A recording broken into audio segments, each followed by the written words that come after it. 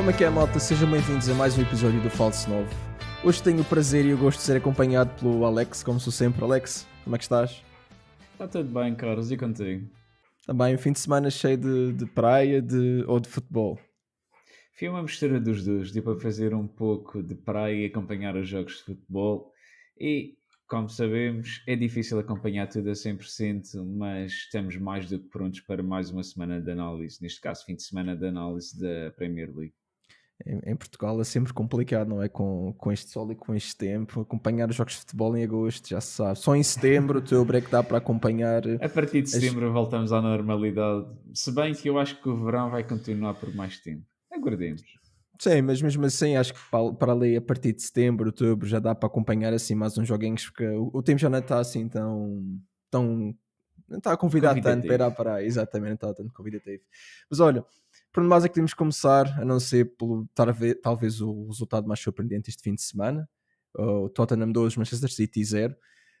Pensei Pá, eu que vi era os 5-0 do Arsenal, Carlos, ou então os 5-1 ah, do Chelsea ao West Ham. Mas também, sim, também, o mais também surpreendente. mais Exatamente. surpreendente talvez será este, apesar desses também terem assim um lugar de análise, talvez mais para a negativa, não é? Tendo em conta o Leeds e o West Ham, falando mais concretamente desses dois. Mas em relação a esse jogo, sei que tiveste a oportunidade de ver também um pouco. No geral, sem entrar assim em muitos detalhes, o que é que achaste da prestação de ambas as equipas? E pá, especificamente, sei que gostas de falar um pouco mais do City, se quiseres aprofundar só um bocadinho sobre o que achaste a equipa, sem detalhes, porque nós temos aqui uns bons tópicos para falar sobre a City, tendo em conta os golos que aconteceram nesse jogo. Exato. Surpreendentemente, o Pep Guardiola acho que tirou um coelho da cartola meio trágico que foi mudar o 11. Face ao jogo anterior, não era expectável, pelo menos eu não imaginei que o Pep Guardiola fosse fazer tantas alterações no 11. Tirou para mim uma boa dinâmica da equipa, meteu o Bernardo Silva no banco, o que eu achei estranho. Quer dizer, veio falar durante a semana que era o novo capitão e que estava fantástico. Acho que cheguei a enviar um vídeo no Insta onde ele falava sobre isso de uma forma bastante eloquente, bastante atrativa. E eu, por acaso, assim que vi o 11, fui ver os próximos jogos do City e imaginei, ok, o City vai jogar a meio da semana, precisa de rodar a equipa. Por acaso sei que a Premier League nesta altura não joga durante a semana, mas podia já haver alguma alternativa ao calendário, ao ajuste, etc, etc. E depois fiquei surpreso que só jogavam no próximo sábado, se não estou em erro. E com isto, Carlos, não faço a mínima ideia porque é que o Pep Guardiola mudou o 11. Não sei se tu tinhas reparado, mas as mudanças, bem ou mal, o plantel é muito bom, mas resultou num resultado péssimo. Sim, sim, passando a redundância. Exatamente, foi uma redundância estranha ter visto o Pep Guardiola mudar tanto a sua equipa. Ele que o ano passado praticamente jogava com o mesmo 11 a época inteira, tendo em conta as lesões, mas tendo em conta que os jogadores, quando estão lesionados, não conseguem contribuir para a equipa, era expectável que ele, neste jogo, mantivesse o mesmo 11. Não sei, o que é que tu achas? Sim, eu acho que é assim, especialmente o Bernardo Silva. O que aconteceu nesse jogo, e algo que nós tocámos brevemente no podcast passado, era que o Thomas Frank, e não sei se tu tiveste a oportunidade de reparar isso neste jogo, a equipa dele, durante, durante a primeira parte, aliás, durante o jogo inteiro, fazia sempre uma marcação muito homem a homem. Tu vias, por exemplo, Exato, o Richarlison, quando o guarda-redes tinha a bola, o Richarlison fazia estava pressão sempre, logo. estava ali logo pronto, e depois, sempre que não havia, vá lá, não estavam sempre a fazer pressão homem a homem em todos os momentos, mas logo que era possível fazer um passo para um jogador, tu vias um jogador do Tottenham logo a fazer essa marcação e a não Mas permitir acho que era o que. expectável. Sim, Era sim, era expectável, não expectável. era o Ederson que estava a jogar a tal. Epá, Sim, exatamente, mas não falo só do guarda-redes, eu falo no geral. Se tu reparares, tu quando estás nessas situações, tu precisas ter um jogador, ou vários jogadores, na verdade, porque um jogador só não vai fazer isso, consiga fazer, ou seja, consiga sair dessas situações de marcação apertada. Tem que ser um jogador um pouco mais criativo. Pá, o Bernardo consegue ser esse jogador um pouco mais criativo, no sentido de consegue fazer um passe, por exemplo, que talvez os outros não consigam e um passe mais criativo que os outros não consigam, quero dizer, e talvez libertar alguém na frente ou alguém nas alas para depois acabar em gol ou numa situação de ataque mais perigoso, mas o que nós reparamos foi que no campo inteiro e no jogo inteiro, sobretudo, não houve esses momentos. Por exemplo, o Haaland, notoriamente, não é jogador que consiga ser numa marcação homem a homem muito facilmente, ou quando tem uma marcação sempre em cima dele. Foi o que aconteceu, foi basicamente, eu acho que houve lá um lance em que ele fez um remate, ou nem sequer foi ele, se calhar filmar, mas tirando isso, acho que não houve assim outros lances em que a equipa conseguisse sequer sair ou conseguisse efetuar o seu plano de jogo. Não sei se o plano de jogo também foi um pouco, como é que se diz? Um, Deitado de Mal fora, preparado. não diria mal preparado, mas repara, o White Norris saiu no início do jogo, lesionado ou não sabemos quanto tempo é que isso vai durar. O AKEP já ter jogado naquela posição, se calhar não é propriamente o que o Pep precisa para esta equipa, e por isso é que foi buscar o White Norris, não é? Também acho que isso é perceptível. E depois, outra coisa que ainda me deixa um pouco, pá, deixa um pouco de pé atrás com o Guardiola esta época, e mesmo já a época passada, foi que ele tinha dito, a época passada, em várias conferências de imprensa, e nós falamos isto outra vez no podcast passado, no episódio da semana anterior, o futebol atualmente tem que ser jogado como os Bournemouth, os Brentfords e os Aston Villa jogam atualmente, que é, mais uma vez, nós falamos disto, eu vou voltar a repetir, o Manchester City joga de uma maneira que eles têm que ter a bola para se darem bem no jogo e têm que pressionar, têm que encostar a equipa às cordas, têm que encostar a equipa contrária às cordas, à sua defesa, à parte de trás, está sempre controle, está a jogar sempre acima do meio campo. O que é que isto quer dizer? Defesa subida. Como é que aconteceu o gol do Tottenham? Defesa muito subida, defesa exposta. Exatamente. Continua a haver essa coisa. O próprio Pep, mais uma vez, como eu ia continuar a este ponto, na época passada disse que o futebol tem que ser jogado da maneira contrária. No entanto, continua a jogar da mesma maneira, certo? Ou seja, isto tem flexibilidade. A partir do momento em que tu já não tens, em que as equipas já sabem como é que jogam contra ti e tu não te adaptas, é como diz aquele ditado em inglês, adapt or perish. E parece-me que não só ele, como muitos outros treinadores, e também há aqui uma parte que quer tocar a seguir contigo, não se conseguem adaptar à nova maneira de jogar, que para mim é essa, não sei se também partilhas da mesma opinião, ou no geral se é um consenso que seja, ou aliás, se há um consenso em relação a essa opinião, mas pá, claro, eu acho que ele não está a saber adaptar a sua equipa. Já o ano passado havia fragilidades, esta época continua a ser exposto com uma linha defensiva muito alta outra vez, como aconteceu vá lá, no primeiro gol, no segundo já, nem tanto, e eu acho que não se está a saber adaptar. Tu achas que no geral, e não só falando aqui do Pep, mas falando nos treinadores no geral, há uma inflexibilidade e tendem a ser muito dogmáticos e não pragmáticos, como por exemplo nós vimos com o Thomas Frank, que pá, já no Brentford, mais do que no Tottenham, se calhar, ainda temos que ver, mas que no Brentford eh, conseguia adaptar bem o seu plano, enquanto que estes treinadores que nós chamamos de elite, os Pep Guardiolas, Era os isso que eu ia Artetas, dizer. sim, tu achas que são vítimas da sua própria inflexibilidade? Eu acho que é estranho na Premier League tu preparares um City para não ser a equipa principal a atacar, a ter a posse de bola, independentemente de jogar contra o Tottenham, hipoteticamente jogando contra o Arsenal, Liverpool, United, etc. Acho que nenhum treinador, neste caso, tendo em conta o peso da equipa e por ser o Pep Guardiola, todos conhecemos a sua forma de jogar, não vamos ver um City a dar a bola ao adversário e esperar pelo contra-ataque. Sim, Não sei, eu não isso. discordo disso, mas repara, se ele próprio Eu também não admite. estou a dizer que discordo, só estou a dizer, será que isso alguma vez iria acontecer? Tu ias ver o Não, Pep Guardiola dar a bola ao adversário? Nas mas, Champions raramente isso aconteceu. mas se ele próprio admite que essa é a nova maneira de se jogar futebol, ele se calhar tem que perceber que jogar da mesma maneira que jogava o ano passado, ou estamos em que 2025, há 15 anos, se calhar não funciona mais. Ele quando apareceu no Barcelona, que a sua maneira de jogar, e que entretanto também o levou ao Bayern e depois ao Manchester City, foi inovador, toda a gente o copiou, e hoje em dia ainda tens pessoas que o copiam. O Arsenal, por exemplo, o Chelsea em certa parte, mas especialmente o Arsenal, com o Arteta a copiar o que vi do Pep durante muitos anos, mas mesmo assim o Arsenal hoje em dia já nem sequer joga da mesma maneira, já costuma jogar até muito mais direto. Tu vês isso, bombear bolas para o Sim, atacante, finalmente tentar. vimos um gol do Arsenal feito de uma forma, mas depois já falamos à frente sobre isso. Sim, sim, Eu só queria exatamente, dar mas, talvez o contra-exemplo que é o Luís Henrique, a época transata que o PSG jogou à Guardiola Barcelona. sim, mas Mas, ok, O mas PSG, o Vitinha, acho que fez mais de não sei quantos passos em média por jogo. Tenho a ideia que o Vitinha e o Fabiano Ruiz, principalmente. O João Neves não era um jogador tão de passe, mas uhum. entre eles, julgo que a média de passes andava muito próxima dos 150 passes por jogo. E esses 150 passes, média, falhavam 3 ou 4.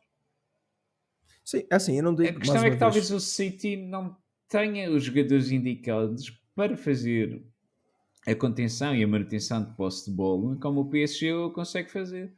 E Sim, o mas a PSG verdade tem é. dois laterais, que são os dois melhores laterais da atualidade, Sim, do lado esquerdo e do lado direito, que o City não o tem. E depois tens à frente, no meio campo, três jogadores que entre eles encaixam perfeitamente: João Neves, Vitinha e o Fabiano Ruiz. E se tu andares para este meio campo do City, e tu fores a ver o 11 que jogou contra o Tottenham, no meio campo tens o Nicolas Gonzalez. Nós todos já sabemos o que é que ele pode vir a dar ou não, mas atualmente, sendo que saí do Campeonato Português e nós acompanhámos e acompanhamos bastante tempo os jogos dos três grandes e quatro grandes, é aquele jogador que tu dizias, ok, vai ser o jogador para ir para o banco quando o Rodri estiver a 100%. Nada contra. Depois tem o Reinders. Acho que para mim o Reinders foi a melhor substituição para o Kevin De Bruyne que o Pep Guardiola podia ter tido. sim. E depois tu ficas na dúvida. Onde é que tu vais encaixar o Foden? Onde é que vais encaixar o Bernardo Silva? Por isso é que ele tirou o Cherki logo aos 54 minutos e meteu o Bernardo. Depois o Marmos entre o Doku, tendo em conta que o Doku começou o jogo anterior, ganharam 4-0 contra o Wolves, podia ter começado o Foden, podia ter começado o Doku, o Cherki, o Marmos. Acho que de extremos não existe assim grande problema. Sim. Hipoteticamente, o Savinho também vai sair para o Tottenham. Não sei se vai vir o Rodrigo do Real Madrid ou não.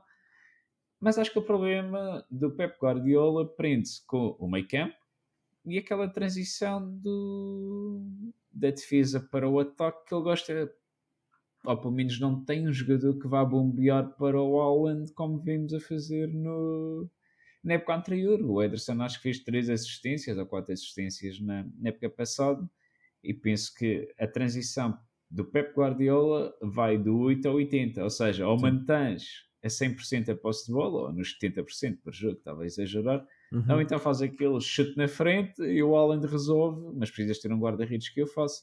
E se Sim, mas a tu partir do momento em que o plano de jogo das outras equipas é ok, tu ficas com a bola e nós vamos te magoar quando tu tens a bola, vá lá, porque no fundo é isso, é aproveitar os momentos de transição para efetuar o gol.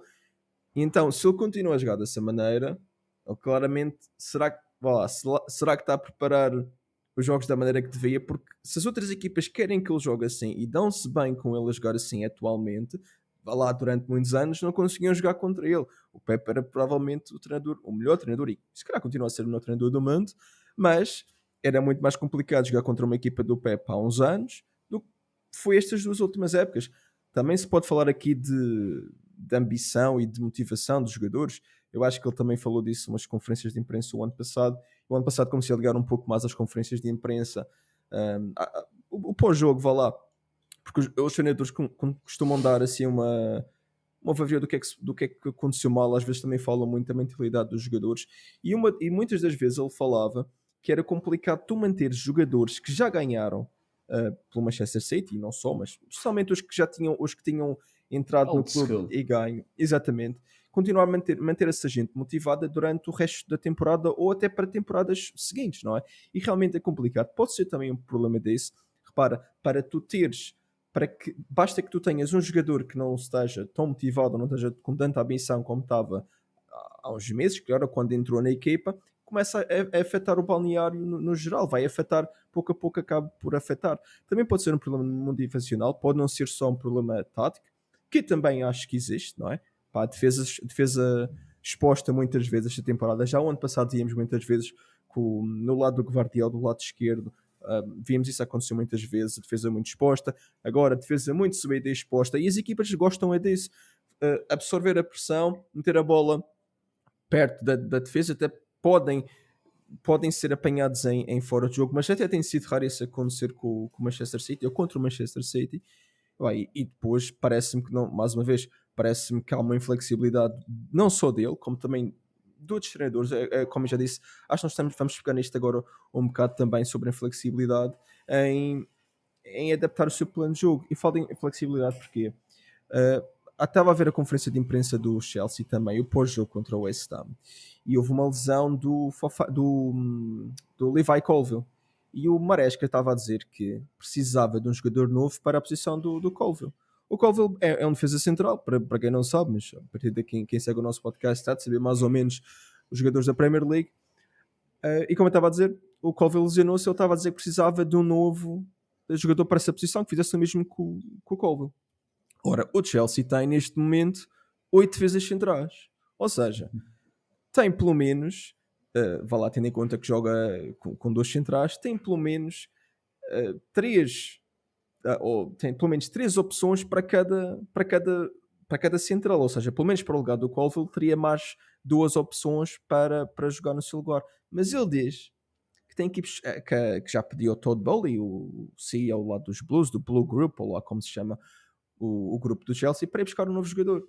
Agora, a pergunta que eu te faço é: esta inflexibilidade não é cada vez mais evidente, porque parece que os treinadores já nem sequer fazem o seu trabalho. O trabalho dos treinadores é pegar nos jogadores, ou deveria ser pegar nesses jogadores, e treiná-los. Será que isso é culpa do calendário? Tu também sentes que existe essa inflexibilidade? Chega um treinador, temos que trazer 3 jogadores novos ou 4 jogadores novos, gastar 200 milhões, 300 milhões de dias para adaptar os jogadores à equipa, e não deveria ser o contrário, devia ser, ok, nós temos estes jogadores, o que é que se pode fazer com isso? Treinadores que não estão na elite da Premier League, por exemplo, temos vários exemplos disso, o Moyes, o Sean Dyche agora já não está a treinar, mas estes treinadores que treinam equipas da parte de baixo da tabela, do 10º ao 20º, bora math, falar em inglês, têm mais flexibilidade do que os de elite. Tu também sentes isso? Ou é uma coisa que... Pá, eu estive a ver no Reddit estes dias, em preparação para este podcast, e via que havia muita gente, até cheguei a fazer uma pergunta no Reddit, no Soccer Reddit, e, e havia muita gente a fazer essa mesma observação. Tu sentes o mesmo, que há essa inflexibilidade e os treinadores parece que já não querem fazer o seu trabalho? Sinto porque o futebol mudou. O futebol, por vezes, é um negócio que os treinadores têm que se adaptar. Não sei se foi uma frase assim muito difícil de interpretar, mas eu passo a explicar. Eu acho que o futebol hoje em dia perdeu tempo de espera. Ou seja, se tu tiveres um jogador que ao fim de 2, 3 jogos não marca um gol, neste caso, para simplificar, peguemos no exemplo do Gyökeres. O Gyökeres no primeiro jogo, toda a gente ficou a gozar com ele, que andava o tempo inteiro a passar a mão no cabelo. Depois, neste jogo, contra o Leeds, faz 2 golos.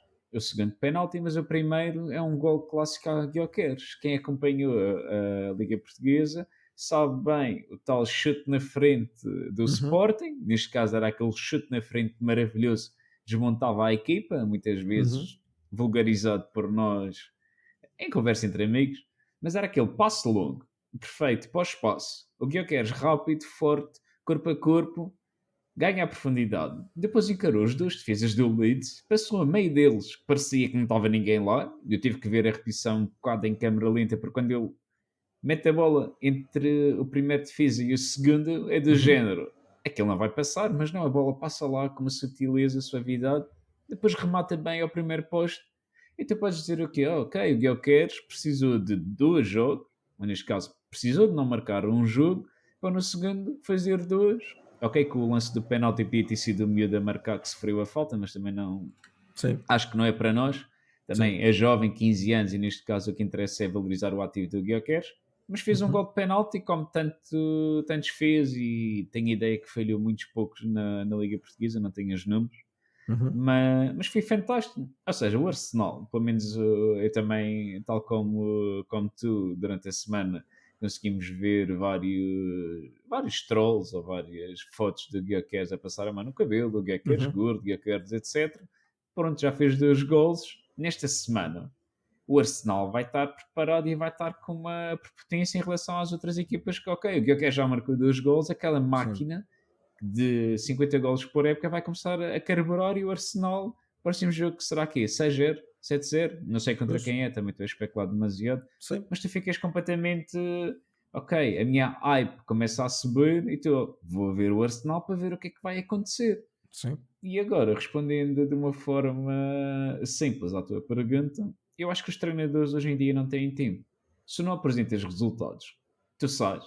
E se tiveres que contratar um jogador por 30 milhões ou 40 milhões para uma certo. equipa que tenha dinheiro, chega a ser peanuts.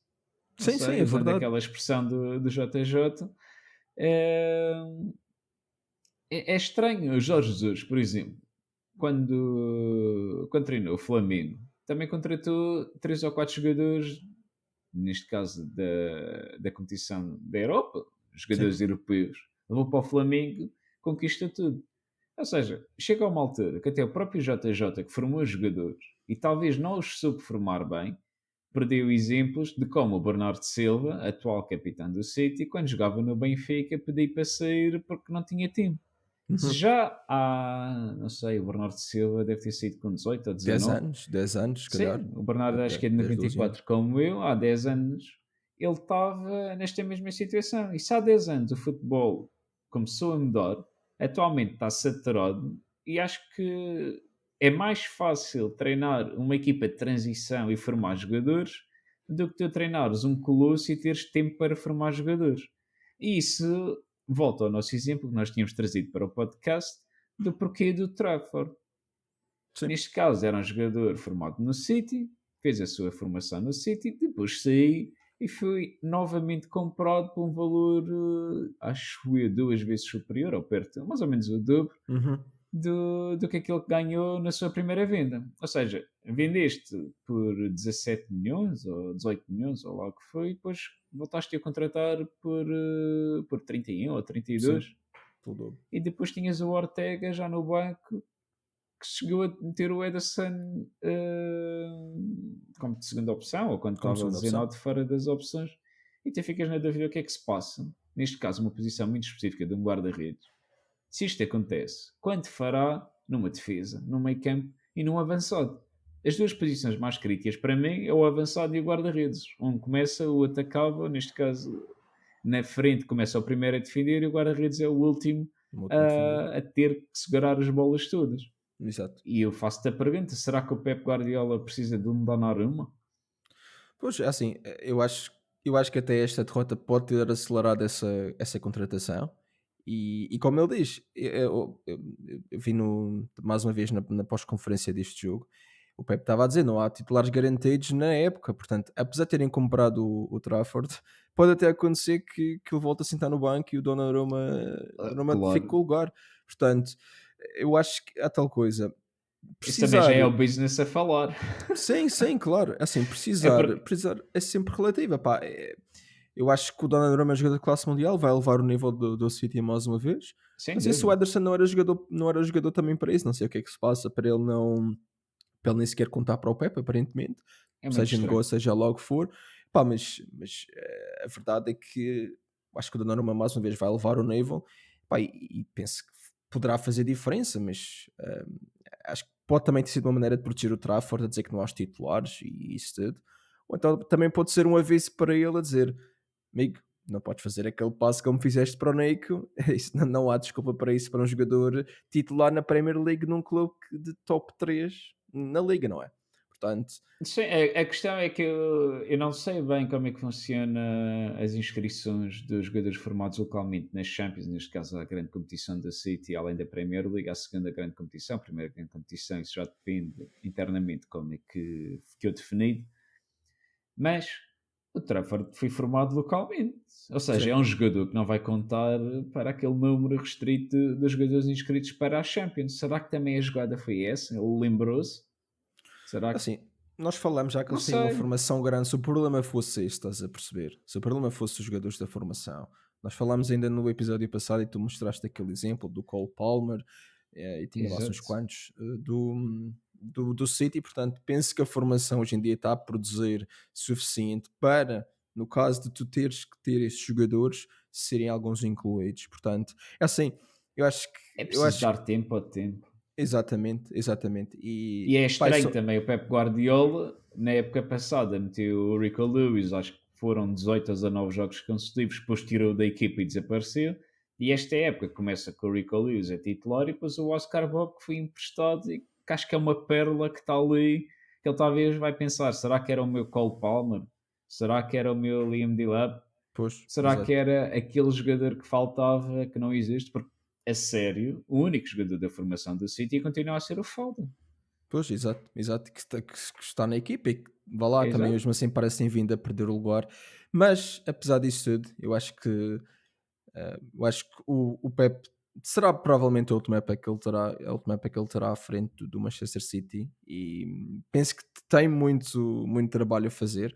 Vamos ver como é que corre. Também dar aqui um pequeno destaque, nós falamos um bom bocado do Manchester City, mas também dar um pouco de destaque ao gol do João Palhinha e também ao domínio do meio campo.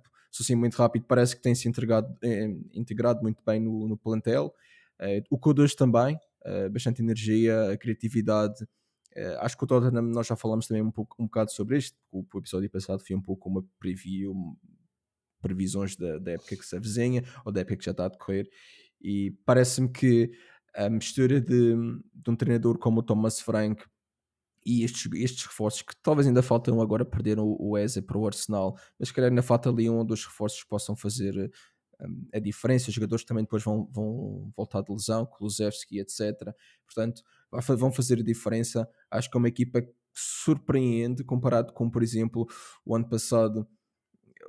O Andes também começou muito forte no Tottenham, verdade seja dita, e nós falamos disso Sim, sim. na altura, mas pronto, a época passada foi o que foi e vamos ver. Agora também gostava de tocar aqui noutros jogos, sempre rápido. Nós gostamos sempre de abordar um com mais detalhe. Mas Arsenal outra vez a marcar de golos de bola parada, Bola parada. mas sim, de lance de bola parada com o Este é canto, mais uma legal, vez. este é legal. Este é legal, mas mesmo assim tu reparas, eu acho que a filosofia do Arsenal cada vez mais passa por vamos criar o caos nos cantos. Os cantos do Arsenal resultam sempre, têm São todos sempre para a caos pequena pelo meio. área. Sim, mas tu reparas no caus que é os cantos do Arsenal. Pá, Sim, eu sei que sim. nós vamos fazer um clipe deste para o Instagram e para o YouTube, e seja lá o que for. Se vocês ainda não tiveram a oportunidade de seguir o nosso Instagram e o YouTube, nós colocamos lá alguns shorts, temos colocado alguns vídeos lá. E eu sei que isto vai para lá, eu só quero dizer isto. Os cantos do Arsenal, a filosofia deles é empurrar e fazer o caos, mas especialmente fazer o caos. O gol do Timber, que foi. Esse gol foi anulado, não foi do Timber? Ou não foi anulado? Eu já nem sequer me lembro se o do Timber Não, foi o foi anulado. primeiro Foi gol o foi de primeiro gol, canto. exatamente. Esse gol, aquele é um caos completo ali na grande área. E todos os gols, tirando vá lá, contra o Manchester United na semana passada, que não foi propriamente caos, foi simplesmente, como nós dissemos, mau em toda a linha. Tirando, é o caos. Eu acho que o Arsenal, eu acho que as outras equipas têm que começar a aprender com o Arsenal e usar o critério deles também. Eu acho que, especialmente equipas com jogadores de estatura alta, o Leeds, por exemplo, que sofreu a tal derrota de 5-0, poderia beneficiar de um approach assim às bolas paradas, mas no geral parece que vai ser o tema para esta época, do Arsenal estar a marcar de bolas paradas, especialmente quando o jogo está complicado para eles. Vai ser sempre a arma secreta, não secreta, já toda a gente já sabe daquilo e toda a É gente toda já a gente sabe espera. e toda a gente já espera o perigo das bolas paradas.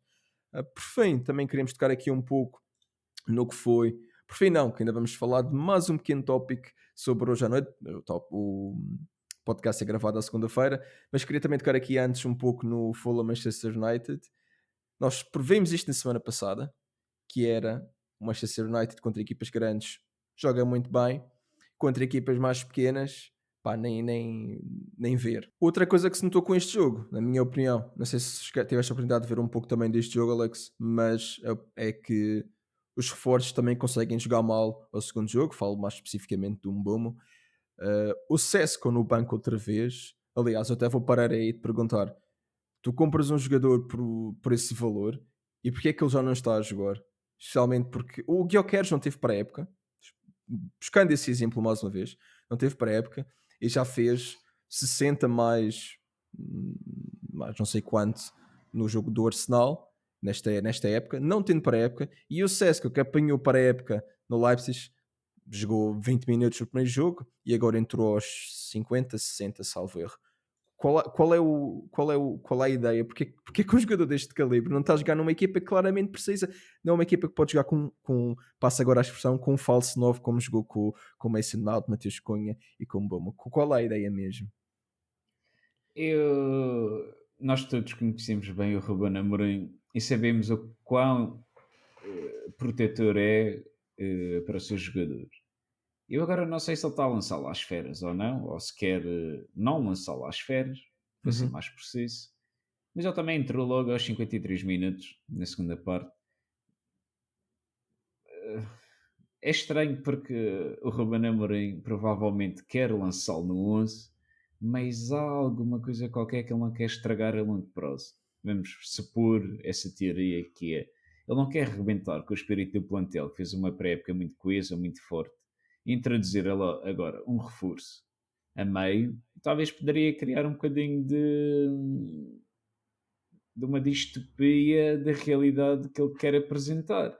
Ele queria tornar o plantel mais forte e coeso e uniforme. É claramente o jogador que eu estava a precisar para a frente de ataque.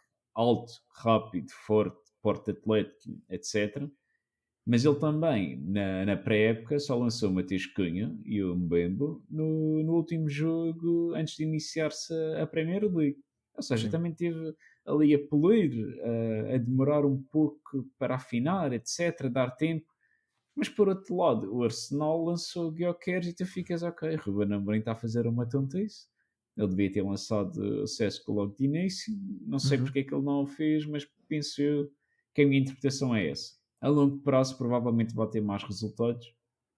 Ele neste momento está a proteger um pouco a identidade do plantel e dar a crença de que todos os elementos são válidos. Senão vai se tornar naquele caso, quando eu treinava o Sporting, de um jogador que nós sabemos bem quem é, que defendeu com unhas e dentes, e provavelmente o Ruben Amorim esta época ainda vai defender um jogador do United com unhas e dentes e vai ser preponderante. Eu acho que, É a eu minha acho que em abordagem. parte, acho que em parte tem defendido com unhas e dentes o Bruno Fernandes a 8. O Bruno Fernandes claramente não é um jogador para estar a jogar a 8.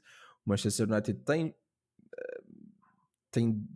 10 a mais, tem o Bruno Fernandes, tem o Mason Mount, O Mateus tem Cunha. o Mateus Cunha, tem o Kobe Maino, nem sequer devia jogar onde o Bruno Fernandes está a jogar, e o Ruben Amorim disse, o Kobe Maino está a lutar pelo Bruno Fernandes para essa posição, mas o Bruno Fernandes nem sequer não pode jogar a 8, simplesmente não pode. O segundo gol acontece que o Bruno Fernandes não está a fazer o seu trabalho Também como há um defesa, corte, há um corte estranho de Dalot, para ser sincero. Não sei, ok que o Bruno Fernandes leva com a consequência do óbito que para mim o Dalot faz um corte péssimo, não chega a cortar a bola como deve ser, depois faz uma pressão estranha no extremo. Epá, é um bocado estranho. E acho também o Bruno Fernandes tem de começar a perceber se ele quer encaixar nesta equipa, tem que mudar também a sua forma de box to box, de não deixar de ser um pouco um 10. E eu acho que também é expectável que o Mason Mount comece a ir para o banco e o Matheus Cunha parte da aula para dentro. O Ruben Amorim gosta de jogar com os extremos trocados em termos de pé. O Matias Cunha, apesar de jogar bem com os dois, o pé preferencial dele é o direito. E ele vai começar a carburar o Manchester United. É estranho que o sucesso que ele fez no Sporting não consiga transpor para o Manchester United, praticamente já está afinado. E com isto quero dizer que se daqui a uns meses o Ruben Amorim, ou semanas, não sei, meses talvez seja muito tempo, se daqui a 2, 3 semanas isto não que começar tem esse a... tempo sequer. Penso que tem. Penso que tem. O Arteta também nas primeiras épocas não foi um super O Arsenal e Arteta fez ficou. 40 pontos em 23, 28 jogos. O Ruben fez 27 pontos em 28 jogos que tem pelo Manchester United. Portanto, isto é relegation form, isto num contexto normal. Se as equipas que sobem não fossem tão fracas, isto tanto tu estavas a comentar o Championship, não estavas a comentar isto porque o podcast é de Premier League e campeonatos de primeira divisão, vá lá. Portanto, vá lá, vamos assumir que continua o teu ponto que eu não quero interromper, vamos assumir que ele dura meses, sim, vamos assumir que ele dura meses. Ok, se ele assumir que dura meses, a próxima pergunta que eu te coloco, ele vai ter que mudar a sua tática. Não, mas isso vai de encontro ao que nós dissemos ainda há bocado, que era inflexibilidade. Como é que um treinador de elite, vamos colocar aqui o Ruben como treinador de elite, que apesar de ainda não deu provas disso, Está na ganhar o Premier League, campeonato. tem de ser de elite. Epá, ok, mas não mostrou ser de elite, pois não. Não mostrou ser de elite. O campeonato português mostrou ser de elite. Quando tu jogavas na tática dele, com os cinco defesas, em que os laterais eram mais extremos do que propriamente do que laterais, não é? Enquanto no Manchester United isso não funciona, tu tens que ter mais alas do que extremos, porque no fundo na Premier League joga de maneira completamente diferente. No campeonato português o Sporting é mais forte do que talvez 90% das equipas, portanto é completamente diferente. Mais uma vez, para mim, nota-se muita inflexibilidade aqui. Mostra-se também que, em parte, eu percebo que ele, quando veio para o Manchester United, ele próprio disse que seria um desafio para ele e que isto era o momento certo para esse desafio. Mas eu acho que nada está a bater certo. Ele já insistiu, já teve uma pré-época inteira. Claro que quando ele chegou, estava ainda nas competições europeias, conseguiu levar a equipa à final e depois assistimos àquele jogo que eu vou estar sempre a dizer que foi o pior jogo de futebol que eu já vi na vida. Hum, mas não se nota nada, não se nota que há. A melhor sequência que ele já teve no Manchester United foi 2 vitórias e um empate. Ele já leva 28 jogos pelo Manchester United na liga, portanto, eu sou contra estar a despedir treinadores porque também passa tempo, ou melhor, leva tempo a passar essas ideias, mas ele já teve uma pré-época inteira.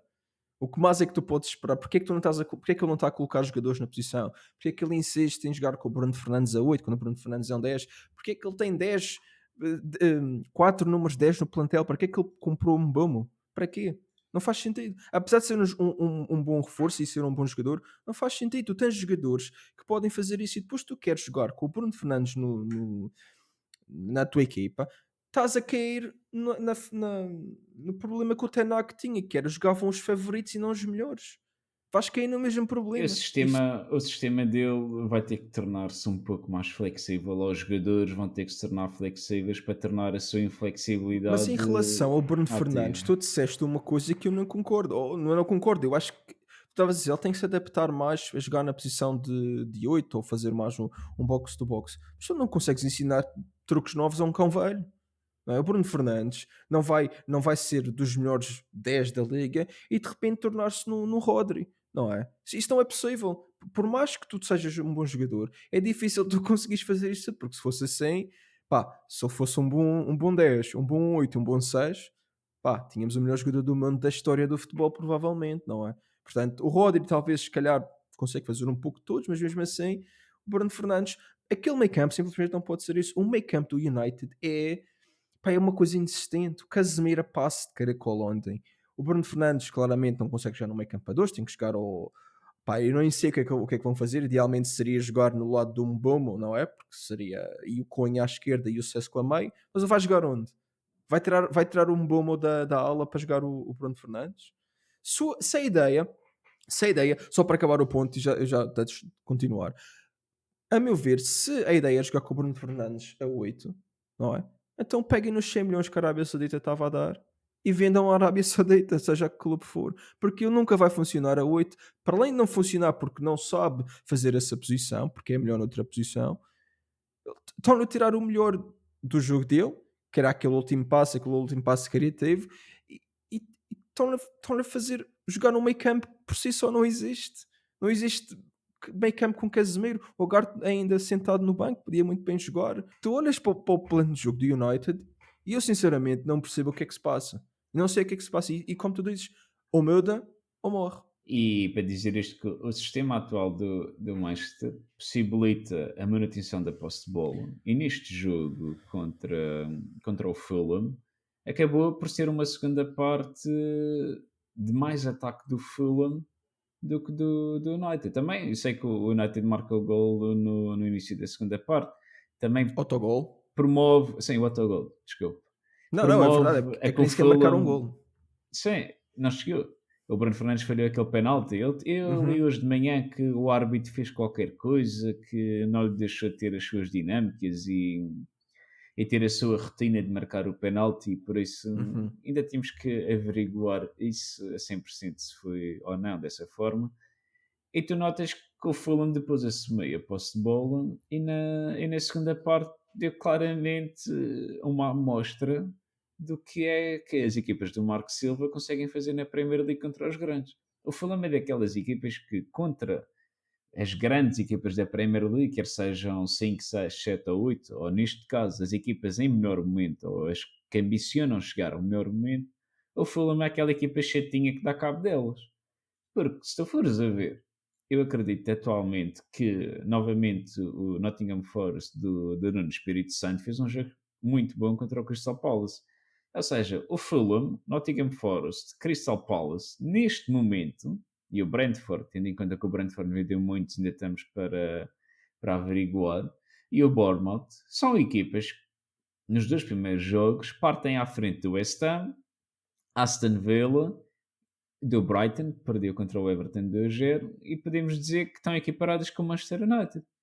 O City perdeu com o Tottenham, agora o Tottenham já está balanceado para cima, e a meu ver, hoje à noite tem um jogo muito importante entre o Newcastle e o Liverpool, que vai ditar aquela luta do Free Isaac, ou neste caso, Save Isaac. Sim, isso também era um dos pontos que nós queríamos passar sempre rápido, também estamos praticamente a ficar sem tempo, mas isso especialmente do Isaac, durante a semana passada, saiu um comunicado do jogador quando estava a ver aqueles prémios da Liga, em que o Isaac dizia que o clube, acusou o clube de faltar às suas promessas, e o clube também, fez um contra-comunicado a dizer que o Isaac não ia ser este verão, pelo menos este verão, e que estaria disposto a receber o Isaac de volta quando ele estivesse pronto. Só assim muito rápido, porque nós também vamos ter pouco tempo. Sim, vamos Tu achas concluir. que, tu achas que o Isaac tem maneira de voltar à equipa depois do que diz, e no geral os jogadores têm maneira de voltar-se a de integrar nas equipas depois de terem estas atitudes? Eu acho que tem, mas depende muito do que o jogador acrescentará à equipa. E neste caso, o Isaac é preponderante no Newcastle e se o Eddie Howe assim o entender, o Isaac volta. Sim, eu Acho acho que ele que também temos foi de um ser pouco. pragmáticos. São jogadores, são pagos pelo clube, são um ativo. Se o Sim, treinador é realmente a diferença entre um manager e um um head treinador a coach. sério. Sim. Exato. É que se o Isaac é um ativo, está a ser pago e recebe bem, tem que fazer o seu papel. E o seu papel é jogar. Ele tem que jogar, independentemente de ter havido 50 atritos ou não. Os jogadores falam, peçam desculpas, quer sejam elas verdadeiras ou um pouco camufladas, e Uhum. está feito.